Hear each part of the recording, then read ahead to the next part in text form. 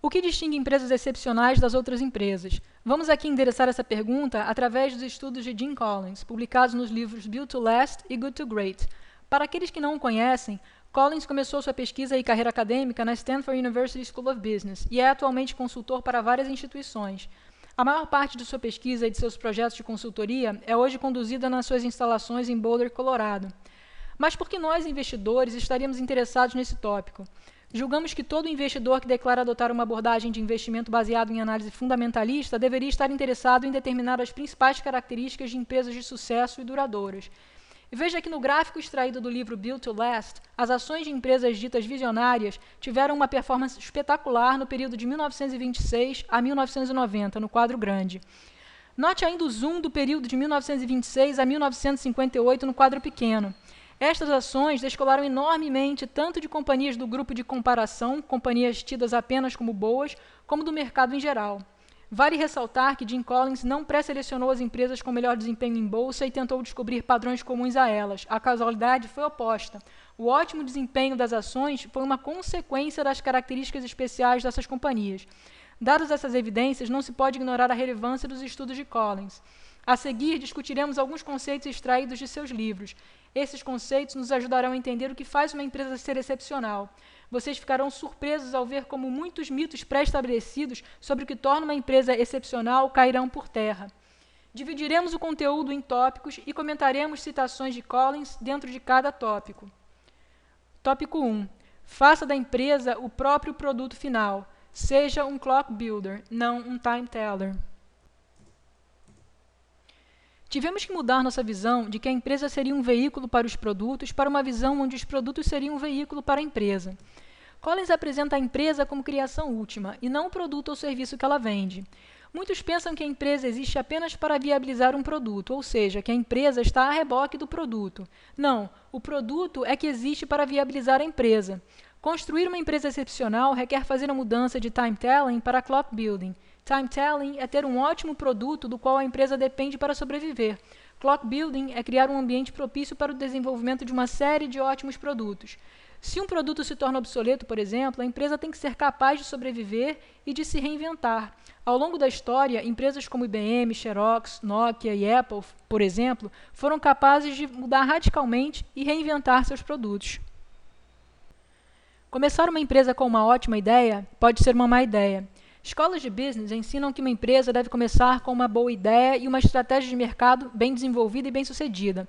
Na verdade, poucas das empresas excepcionais começaram com uma grande ideia. Algumas começaram sem nenhuma ideia específica e algumas até tiveram ideias que falharam no começo. Como o autor ressalta, tal como na fábula da lebre e da tartaruga, empresas excepcionais tendem a começar devagar, mas acabam ganhando a longa corrida.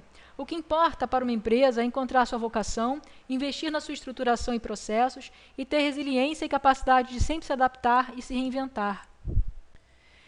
Ter um líder visionário e carismático não é de forma alguma condição necessária para uma empresa ser visionária. Na verdade, isso pode até ser prejudicial para as perspectivas de longo prazo da empresa. Ter um produto revolucionário ou um líder visionário e carismático é time telling. Construir uma empresa que possa prosperar muito além do mandato de qualquer líder em particular e através de múltiplos ciclos de vida de vários produtos é clock building. Na verdade, clock building envolve criar uma linha de produção de produtos executivos, ou seja, criar um ambiente propício ao desenvolvimento de uma série de ótimos produtos e grandes líderes. O problema é que muitos líderes que são celebridades têm a chamada síndrome do cachorro grande, isto é, eles não se importam que exista outros cachorros no canil, contanto que eles sejam sempre o maior cachorro. Isso pode ser prejudicial para a empresa no longo prazo. Na realidade, o estudo de Collins mostra que grandes líderes parecem ter vindo de Marte e tendem a ser reservados e até tímidos. Esses líderes são uma mistura paradoxal de humildade pessoal e vontade profissional. Tópico 2. Quem antes de o quê? Esperávamos que grandes líderes começassem por definir uma visão e estratégia inovadora. Porém, descobrimos que eles primeiro colocavam as pessoas certas no ônibus, as pessoas erradas fora do ônibus e as pessoas certas nos assentos certos, e só então eles definiam para onde seguir. A maioria das pessoas assume que os grandes motoristas de ônibus ou líderes corporativos começam suas jornadas anunciando imediatamente aos passageiros aonde eles irão. E aonde eles irão naquele momento é o que determinaria, em última análise, o sucesso da companhia. Na verdade, líderes de empresas excepcionais não começam com aonde, mas sim com quem. Eles começam colocando as pessoas certas no ônibus, as pessoas erradas fora do ônibus e as pessoas certas nos assentos certos. E a disciplina é mantida ao longo do tempo, primeiro as pessoas, depois a direção. Se você tem as pessoas certas no ônibus, o problema de como motivar e gerenciar pessoas, em grande parte, deixa de existir. Se as pessoas estão no ônibus apenas pela direção que ele está seguindo, a empresa tem um problema. Caso o ônibus tenha que mudar de rota, essas pessoas sairão do ônibus e irão embora. Elas não eram mesmo as pessoas certas para começar. Mas se as pessoas estão no ônibus por causa das outras pessoas que lá estão, então é muito mais fácil mudar de direção quando necessário. Além disso, se a companhia tiver as pessoas erradas, mesmo estando na direção certa, ela ainda assim não será uma empresa excepcional. Uma boa visão sem pessoas certas é irrelevante.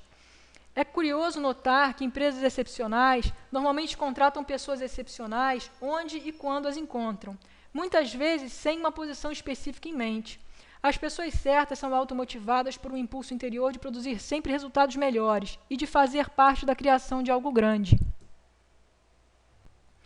Empresas excepcionais tendem a desenvolver internamente seus principais executivos. À medida que crescem, empresas excepcionais precisam se preocupar com continuidade e sucessão. Os insiders são capazes de preservar os core values, compreendendo a empresa na qual trabalham em um nível quase instintivo, de uma forma que os outsiders geralmente não conseguem. E ainda assim, os insiders conseguem ser também agentes de mudanças, construindo sobre bases fortes, ou core values, e movendo a empresa para novas direções. Portanto, a contratação de outsiders para posições de liderança é algo complicado. Geralmente é um choque cultural. Empresas excepcionais provavelmente parecem lugares difíceis de trabalhar, e são. Se você não tem as características necessárias, você provavelmente não durará muito tempo. A única maneira de manter na empresa uma pessoa que está produzindo é não deixar que seu dia a dia seja prejudicado por pessoas que não estão produzindo. Muitos acreditam que um líder deve ser paciente com sua equipe e evitar giro.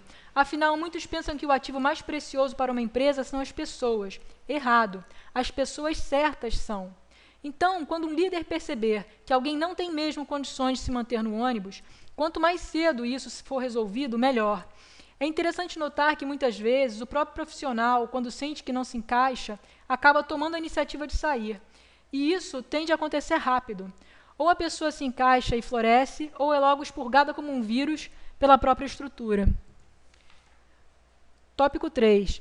Estimule o progresso através de BHAGs, experimentação e melhoria contínua. Empresas excepcionais usam consistentemente BHAGs para estimular o progresso. Para estimular o progresso, empresas excepcionais costumam ter um BHAG, isto é, um Big Hairy Audacious Goal, ou objetivo grande, cabeludo e audacioso. O BHAG é um objetivo, como escalar uma montanha ou ir à Lua, e não um statement vazio. Ele deve tirar os profissionais de suas zonas de conforto. BHAGs deixam as pessoas engajadas, determinam um foco único e criam um espírito de equipe. BHAGs motivam as pessoas muito mais do que planos de remuneração. De fato, Collins não encontrou nenhuma relação sistemática entre a remuneração dos executivos e o processo de construir algo grande. A remuneração e os incentivos são importantes, mas não devem ter como propósito extrair o comportamento certo das pessoas erradas, e sim atrair as pessoas certas para o ônibus e mantê-las lá. Tente muitas coisas e mantenha o que funciona. Outra maneira de incentivar a busca por progresso numa empresa é criando um ambiente que encoraje as pessoas a experimentar e aprender, tentar muitas coisas e manter o que funciona. Afinal, esse é o principal conceito por trás da teoria da evolução de Charles Darwin. Além disso, os movimentos mais acertados feitos pelas companhias ditas excepcionais dificilmente são oriundos de um plano estratégico brilhante e complexo. Alguns dos melhores movimentos dessas empresas são feitos com base em experimentação, tentativa e erro, e por vezes são até fruto de acidentes. Companhias visionárias têm como principal objetivo superar a si mesmas. Em companhias excepcionais, a vontade de crescer, melhorar e criar novas possibilidades não deriva de nenhuma pressão externa. A companhia simplesmente nunca está satisfeita com o status quo, mesmo quando o status quo está funcionando bem. Companhias excepcionais têm como principal objetivo superar a si mesmas. Vencer os competidores é apenas uma consequência disso. Tópico 4. O paradoxo de Stockdale. Toda empresa excepcional já passou pelo que chamamos de paradoxo de Stockdale. Você tem que manter uma fé incondicional de que você pode e irá prevalecer no final, independente das dificuldades, e ao mesmo tempo ter a disciplina de confrontar os fatos mais brutais da sua realidade atual, quaisquer que sejam eles. Essa ideia vem da experiência do almirante Jim Stockdale, prisioneiro americano na Guerra do Vietnã. Torturado por 8 anos durante sua prisão, ele conseguiu sobreviver enquanto outros sucumbiram. Quando perguntado sobre como ele havia sobrevivido enquanto tantos outros morreram, ele respondeu que nunca havia sido otimista. Nunca havia pensado que sua libertação estaria próxima. Os otimistas, sim, foram aqueles que morreram.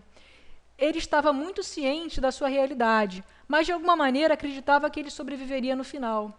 Portanto, companhias com dificuldades podem alcançar o sucesso se elas confrontarem suas realidades, trabalharem para melhorar e nunca desistirem, mesmo se os resultados demorarem para aparecer.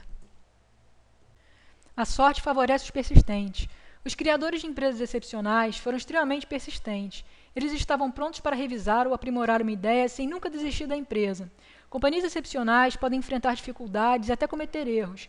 Ainda assim, essas empresas tendem a demonstrar uma enorme resiliência e habilidade de se reerguer após momentos difíceis. Tópico 5. Conceito Hedgehog. Companhias excepcionais costumam seguir uma regra simples. Se algo não se adequar ao nosso conceito Hedgehog, nós não faremos. Collins apresenta 2 personagens, a raposa e o ouriço, ou Hedgehog. A raposa persegue diversos objetivos ao mesmo tempo e vê o mundo em toda a sua complexidade. Os ouriços, ou hedgehogs, por outro lado, simplificam o mundo complexo em uma só ideia. Assim, o conceito hedgehog é um conceito simples que vem do entendimento profundo do que a empresa faz melhor, isto é, sua vocação, ou no que ela pode ser a melhor, do que impulsiona o seu modelo econômico de forma sustentável e do que a empresa tem paixão por fazer. Companhias excepcionais tendem a seguir uma regra simples. Se algo não se adequar ao seu conceito hedgehog, elas não fazem. Elas não desenvolvem negócios, nem fazem aquisições não relacionadas ao seu core business. Uma companhia excepcional está mais propensa a morrer de indigestão por ter muitas oportunidades do que morrer de inanição por ter poucas. É preciso disciplina para dizer não obrigada para grandes oportunidades, caso elas não se insiram no conceito hedgehog. O desafio não é tanto de criar oportunidades, mas sim selecionar as oportunidades. Tópico 6. Não existe momento milagroso. É necessário paciência e disciplina para se construir uma companhia excepcional. Alcançar a excelência não é uma tarefa simples. É preciso paciência e disciplina para construir uma companhia excepcional, apesar das pressões, até que o acúmulo de resultados fique visível.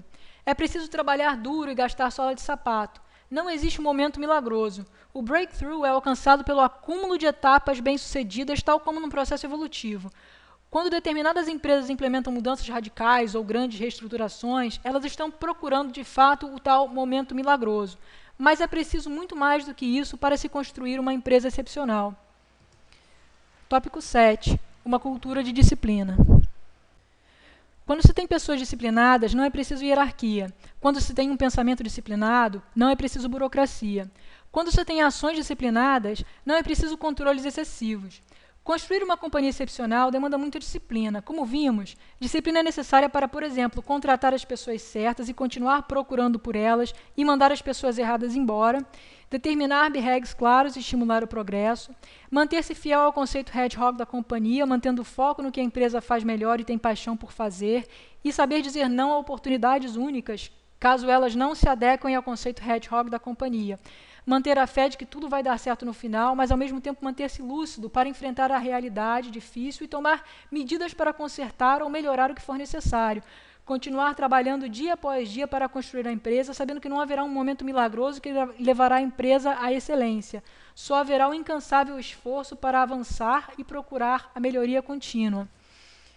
Qual é o uso prático dessas informações para nós investidores? Como podemos detectar se algumas das práticas aqui listadas são efetivamente adotadas pelas empresas que estudamos? Muitas vezes, nós que estamos de fora, não conseguimos observar as práticas em si, mas sim os efeitos dessas práticas. No nosso processo de observação e avaliação de uma empresa, há uma série de perguntas que procuramos responder. A empresa tem perdido muitas pessoas-chave ultimamente? A empresa contrata muita gente de fora para posições-chave ou costuma formar gente e sucessores? A empresa tem metas anuais definidas ou deixa seus executivos soltos? A empresa estimula certo turnover saudável de gente todo ano e quais os critérios para determinar o turnover? A empresa tem BHAGs ou objetivos desafiadores que estimulem o management ou está meio perdida, sem um rumo claro? Nós, gestores e analistas de ações, temos fóruns de encontro com o management das empresas que estudamos e muitas vezes até conseguimos acesso para visitar as empresas em loco. Esse papo com o management é decisivo, pois podemos endereçar as perguntas anteriores e entender como eles pensam o business sobre vários aspectos, inclusive gente. Nosso trabalho é justamente buscar informações não óbvias e não amplamente disponíveis, e nosso trabalho requer um quê de interpretação e leitura de gente também. É tanto análise de gente quanto análise de empresa, porque afinal o que faz a empresa são as pessoas.